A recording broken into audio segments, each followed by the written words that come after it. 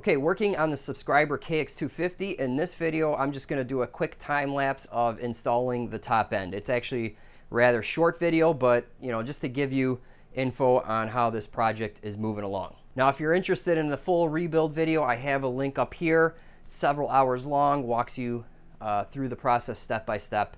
And also I have the bottom end and whatnot. So, keep that in mind if you need one.